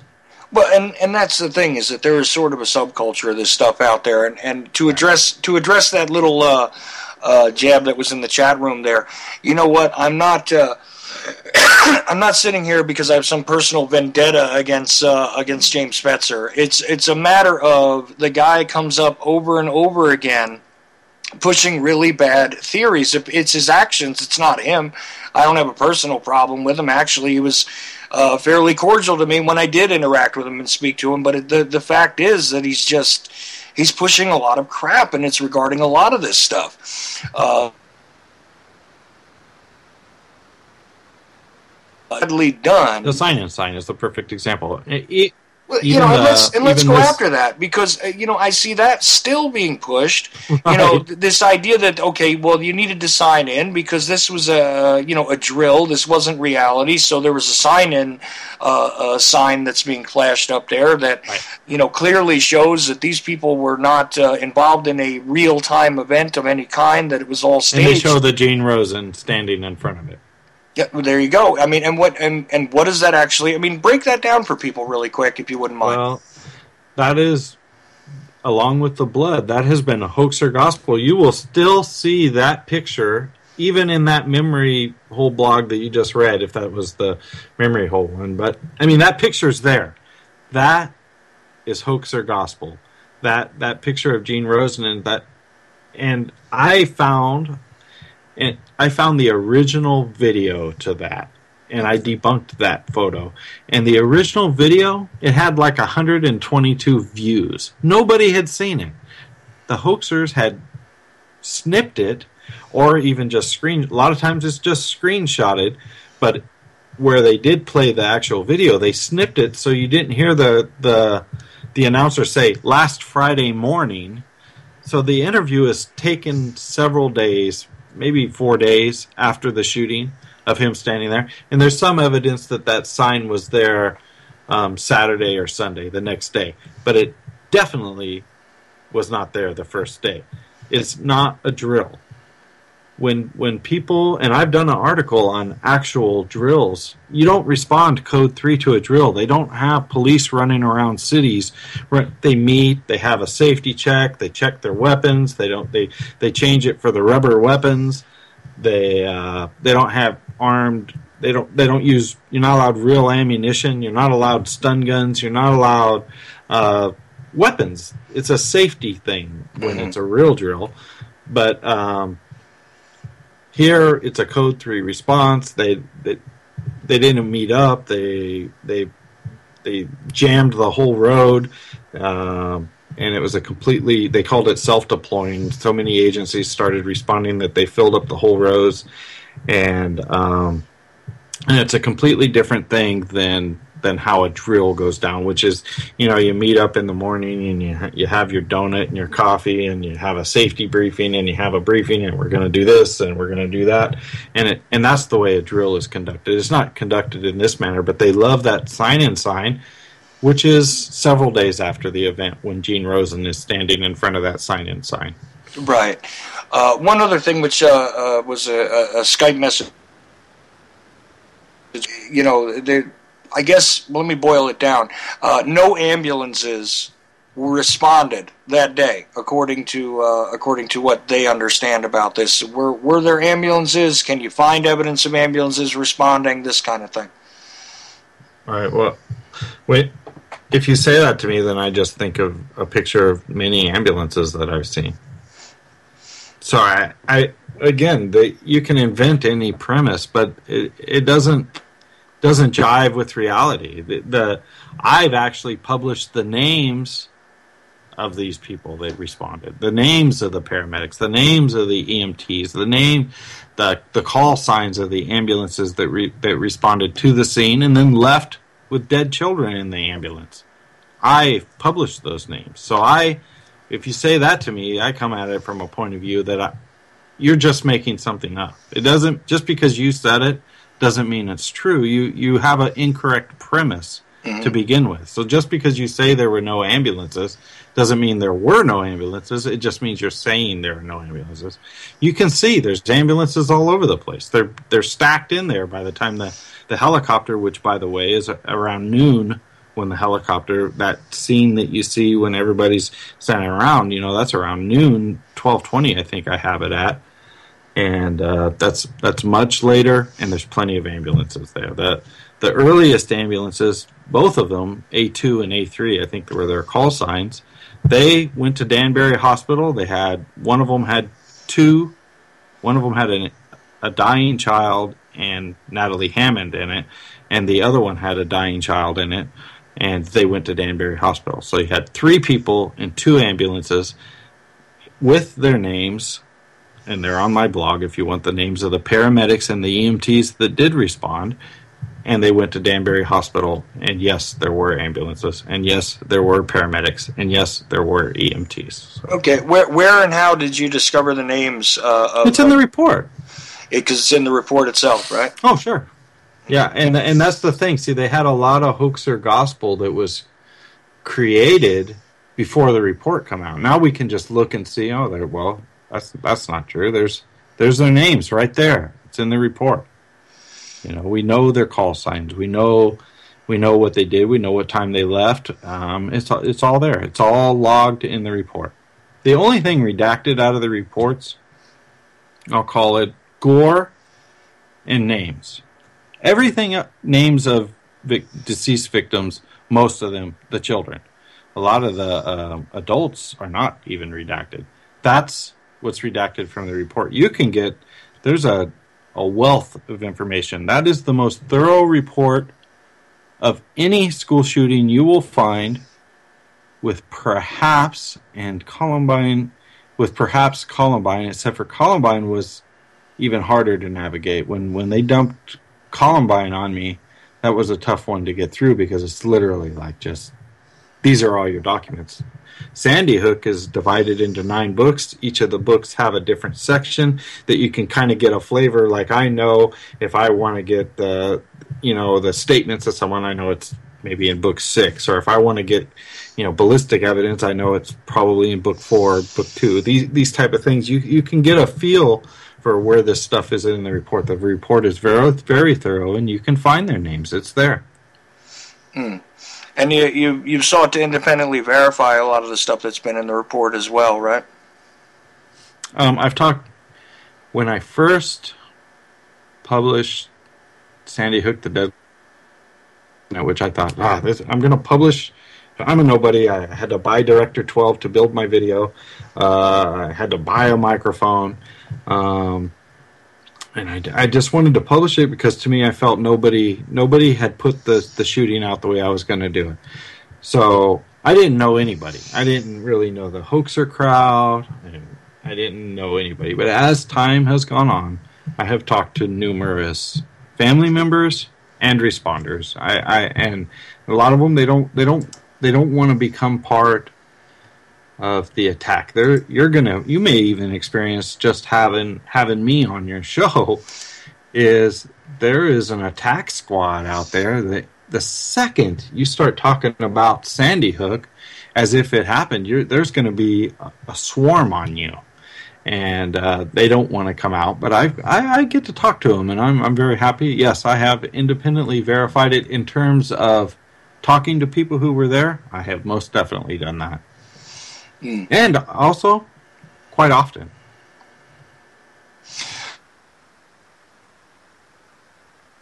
A lot of people do contend that, the individuals that are named, they don't have anything to say because, you know what? Here's another odd thing. I don't know if you know anything about this, but the concept of the pages being put out in advance of the event regarding collecting funds for families and things like this? As far as I'm concerned, that stuff has been so debunked. We have to hear it all the time. But you have, like, one of their favorite ones is this GoFundMe page. And the lady had created like a breast cancer GoFundMe page, and then the shooting happened, so she changed it to a Sandy Hook shooting GoFundMe.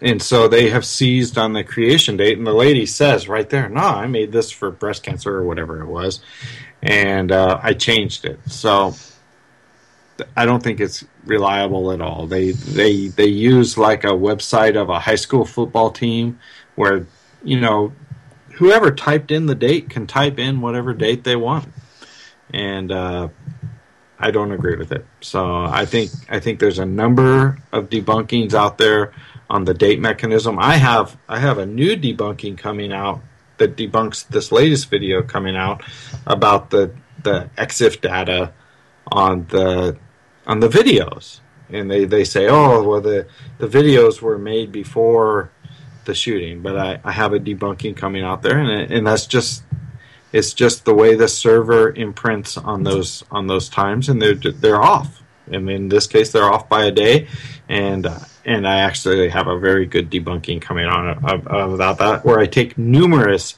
videos, completely unrelated, like some parade somewhere, or something else. Nobody's sitting there falsifying the Veterans Day parade, but it will show the day before, and I have that coming out. So I think that I'm not the first to debunk that. Metabunk has this debunked, and other places have this debunked, and I don't think obviously nothing was created before the shooting, except for the fact that things were created and changed. So it will have like that GoFundMe page for the breast cancer or whatever it was, changed to the shooting after the shooting. So you have a creation date before the shooting, but they just changed the words on it. Anybody can change the words, and that's what happens here. Well, right, and of course there are people that are going to say that look, the report could be quite a bit of falsified stuff which has been presented and therefore put out there for disinformation purposes to keep people off the track. But this gets into the sort of flawed logic where you go back and forth saying, well, even though you have some proof, you can present it this way or that way, and then all I have to do is say that what you've created is entirely fictitious, and then we begin the argument again. It's kind of backwards. I mean, and Right. It seems as though this is what you get engaged in regarding this. And you got to get into, it's almost tens of thousands of people. But you look at something like the Bin Laden shooting, and we're talking about 20 Navy SEALs, and they're literally sworn to secrecy. And 5 of them are already spilling their guts all over the place. Nobody can keep a secret. Yet, for Sandy Hook, you got state workers, town workers. Have you ever worked around government people? Like low-level state government? They're the most backs. You're not going to keep any secrets from these people. They're all whistleblower protected. They say, they have non-disclosure agreements. First off, a non-disclosure agreement will never prevent someone from disclosing fraud. A court is not going to enforce a fraudulent non-disclosure agreement. So that would never even work. A judge isn't going to enforce that on somebody. You signed that you wouldn't tell that I committed fraud. No. It doesn't work that way. So they have this grand conspiracy scheme of tens of thousands of people going from, like I said, literally they display a high school football team website as if in Ohio or someplace, as if some Ohio high school football team is in on this grand conspiracy, but they're not. And all of these people nationwide, tens of thousands of people, are all keeping quiet when you got 20 Navy SEALs and they're spilling their guts all over the place. And they shot Bin Laden, and 3 of them are writing books or whatever, and they're on the speaking circuit. This is what happens. People cannot keep secrets.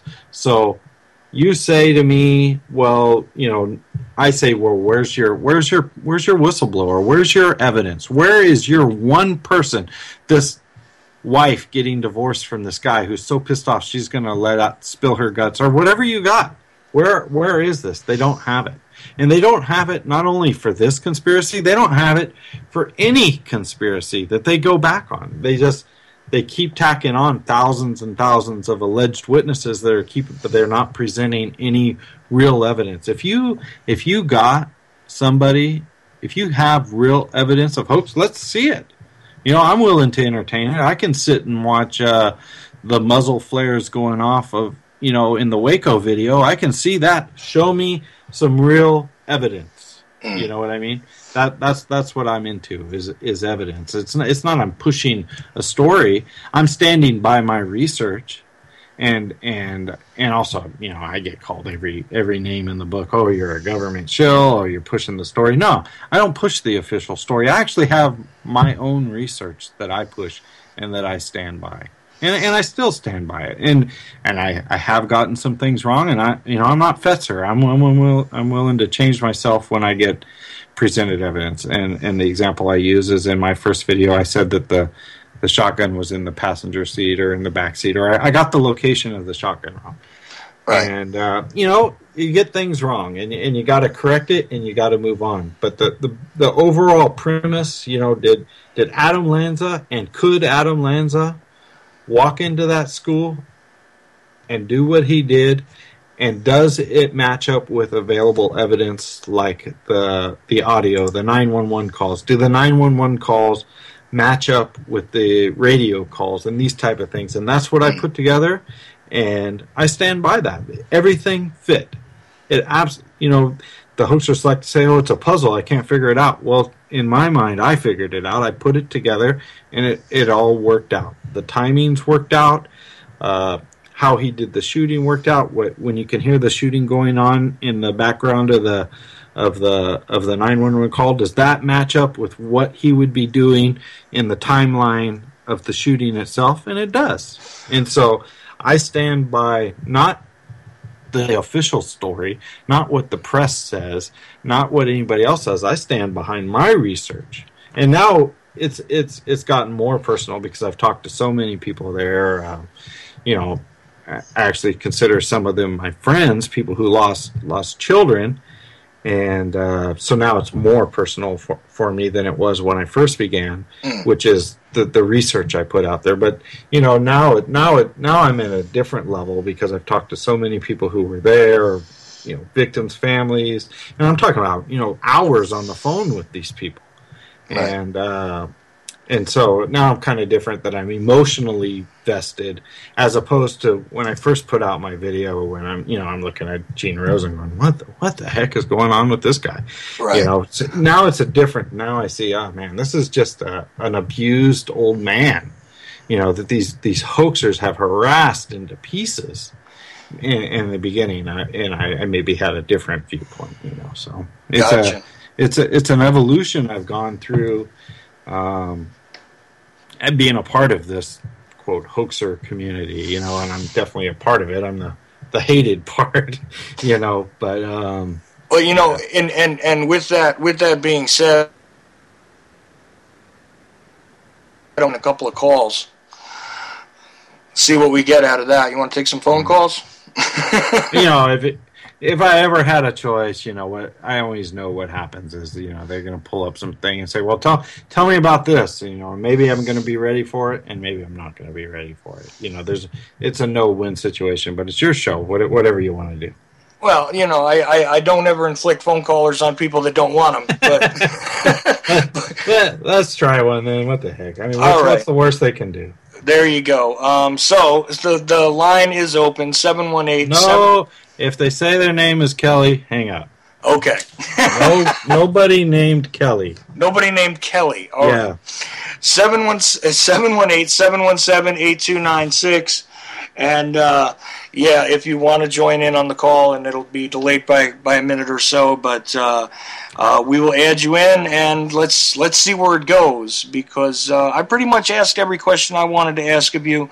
I really do want people to go look.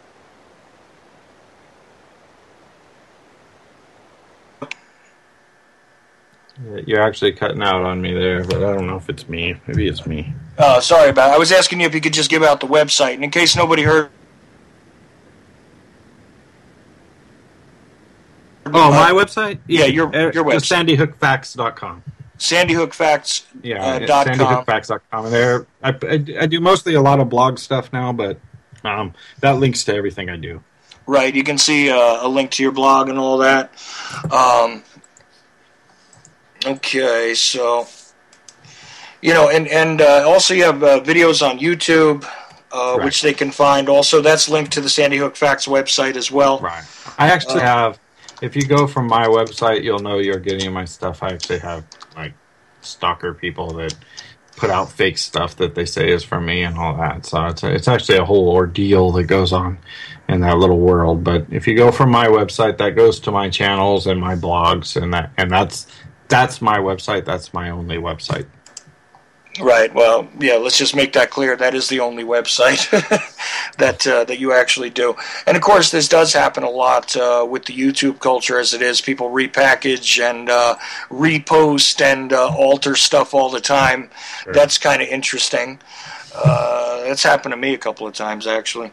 Yeah. But anyway, so I put out the call. If you guys want to call in, go ahead. Line is open, I think. And, if you have me on your Skype list, go ahead. I'll drop you in. Can I talk about one debunking that I haven't addressed that gets bantered around a lot, and I'm surprised you didn't bring it up. And they like to say that the bullets didn't match the guns.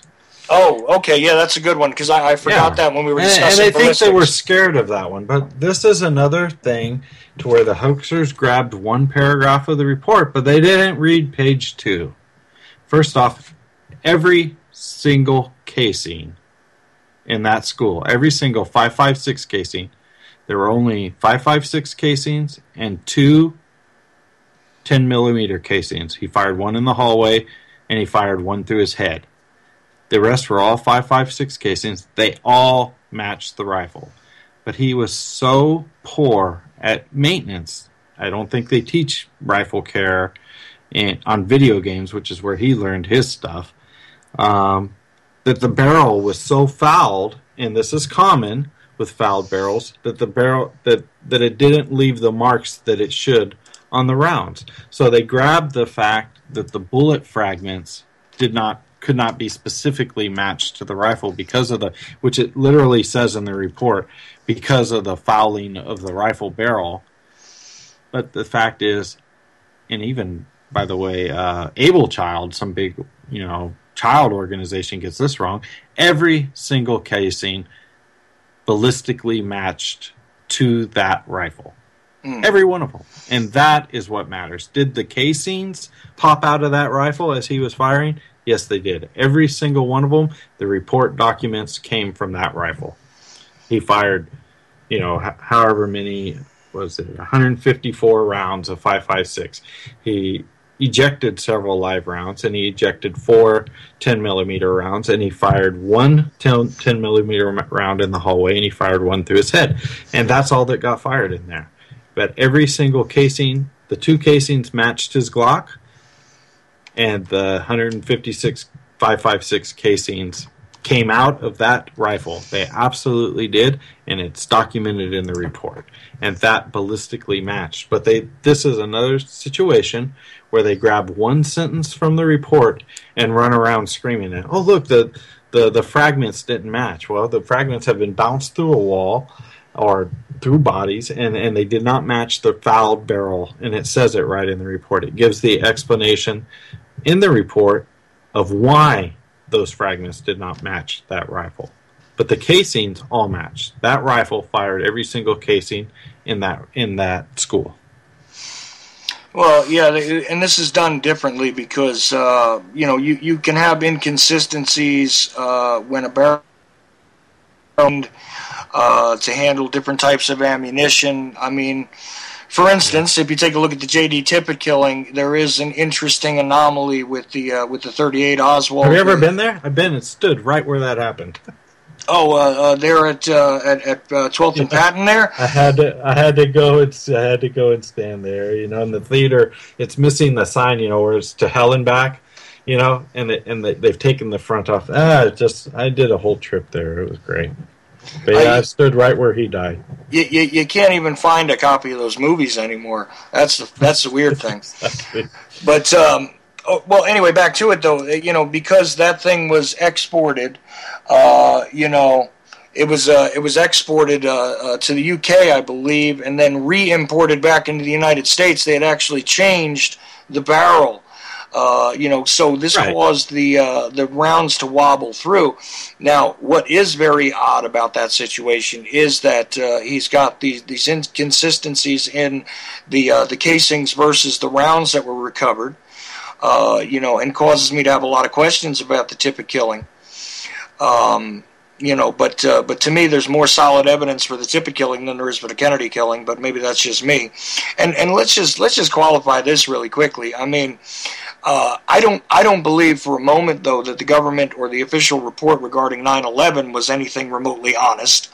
And I'm not saying that we should absolutely just rely upon the official report from the Connecticut State Police either.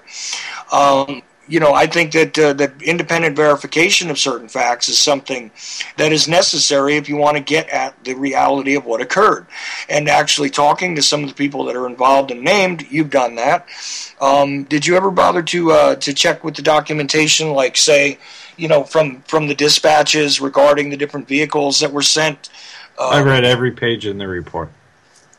Well, and some of them numerous times, but yeah. If it's available and it's in one of those zip files, I've absolutely read it because I've sat and you highlight every single document like 20 at a time and you open them all up and you click them as you read them. That's how I did it. And then not only did I do that, I have it on my blog where I wrote what is in that document.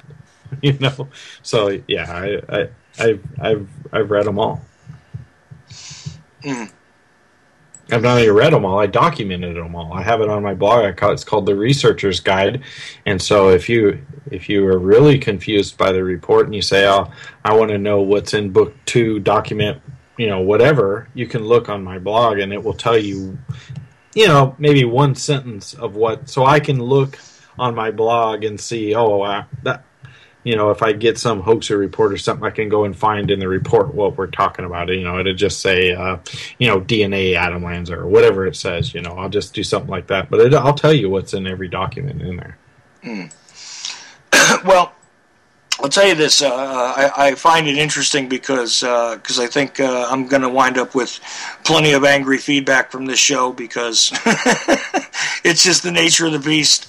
But the deal is, I'm wondering if you had to choose sort of one particular thing to point people to so that they could begin to at least understand, because there are people out there that absolutely say that none of this is reality, none of what you're talking about has anything to do with what actually happened. What would be like the one sort of monolithic kind of piece of evidence that you think somebody should start with if they wanted to disprove the idea that this was a complete hoax? Well, maybe that's what that's a tough question. I don't know that there's one big. You have to dig deep, because if you say, "Oh, go to this CNN article or go to this Fox article or go to this video," you gotta dig deeper, because there's the water is so muddy right now with so much hoax or misinformation. I don't think that there is one thing. I mean, I could say go to my website. I'll tell you exactly how this 114-pound guy armed himself, walked in the school, and in less than 10 minutes did what he did. I could say that that's on my blog. That is that I show you exactly how he did that, because I did. I show you that in my video called The Deadliest Minute, and I guess I would point to that, because I don't think that there's one. It hasn't been done yet. There isn't one marquee piece of evidence out there. I mean, if you want to take the time to dig through 6,000 pages, if you think that they falsified, and I mean dozens of officers' statements, it's literally impossible. You can't just sit and falsify that many ambulance people, parents, police officers, detectives, doctors, nurses, medical examiners, and take all of these people and fabricate their entire life and put it out there, and nobody's going to say anything. It's not going to happen. That type of conspiracy is impossible. So there's going to be people talk. Well, yes, that's the thing, is when you do get into the diversity that would be required to sort of keep this kind of thing in place, it would require a lot, wouldn't it? I mean, you'd have to. Let's see now. Well, if you can't keep 20 Navy SEALs quiet, how are you going to keep? Fetzer literally says on even the greatest hoaxer video ever made recently put out, he says the entire state of Connecticut is in on it. Really, Fetzer? How did they do that? Did they have a meeting? Do you know any cops? Did you take 100 cops, put them in a room, and Feinstein and Obama walked in and said, "You know what we want to do for gun control? Let me lay it out for you. This is going to be our plan." Do you know what they would say to those people? That cops are not that way. There's going to be some cops that are gun control, and there's plenty of cops out there riding around in pickups, eating apple pie and shooting guns, and they're members of various groups, NRA and everything else, and they're not going to go for it. So you're not going to get a consistency among people to be able to pull this off.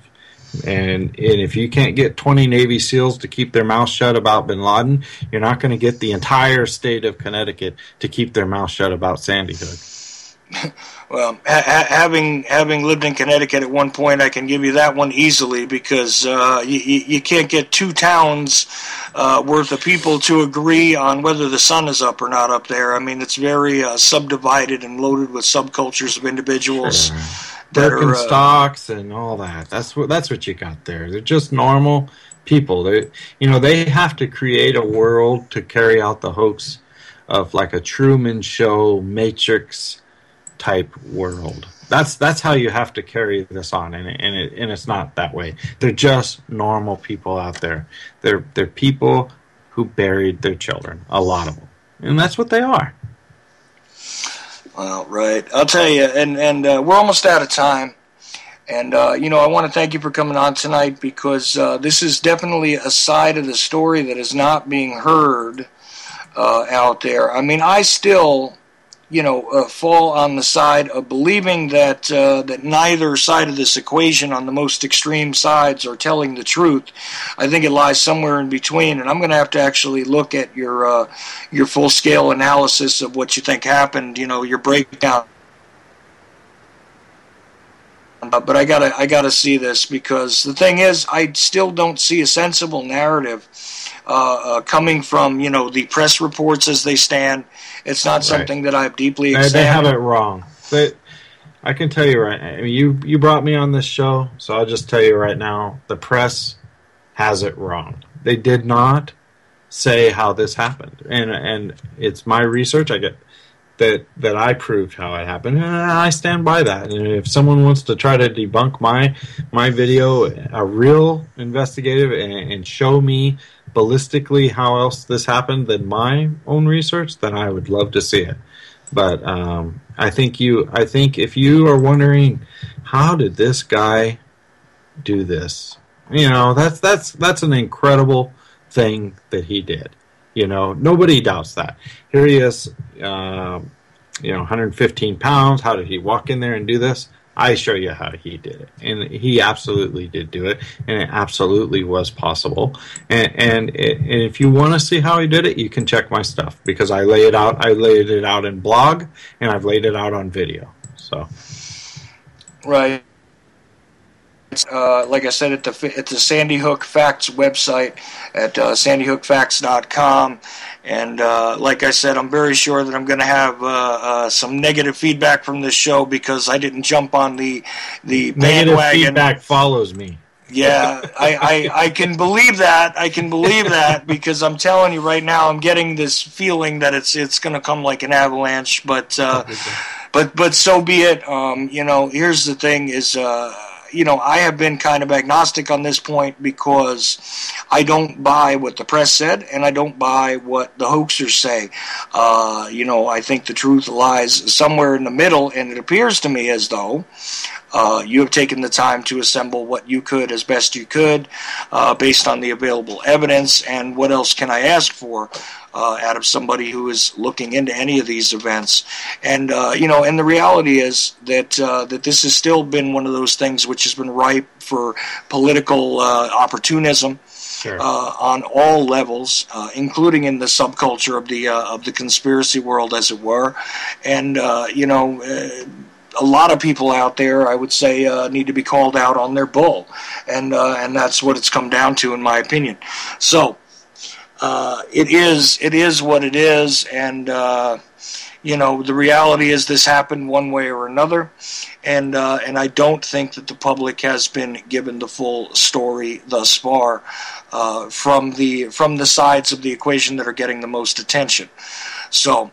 But again, we didn't have more time, because I could go into even why, So more to this, maybe another day. A why, with the best intentions, sometimes the government can do the wrong thing, and that's in Sandy Hook. When you got government people wanting to protect families and such, you did get some of that. So.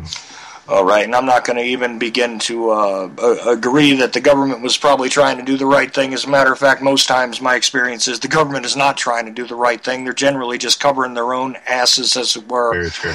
This is usually what the MO is at best, and at worst, it's often there are nefarious things afoot. But I just happen to be of the belief at this point in time that this was not a complete hoax, that this was not a drill. As for the whole truth getting out there, I still don't see it. Like I said, I'm going to go through your scenario as you presented it, and we'll see where that lands. But who knows? We may continue this conversation if the hate mail is not too extreme.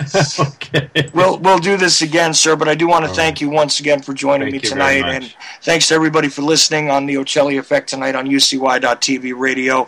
Just about out of time. My obnoxious bumper is going to kick in, and next there'll be a definite change of pace because Kim is going to come on and do her show after me, which is called Jaded, and that's a roundtable show.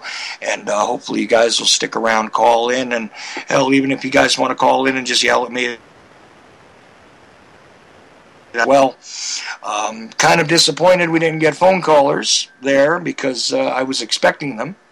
But hey, another day, and perhaps we'll get into the why of it all. So, everybody, have a good night. Take care.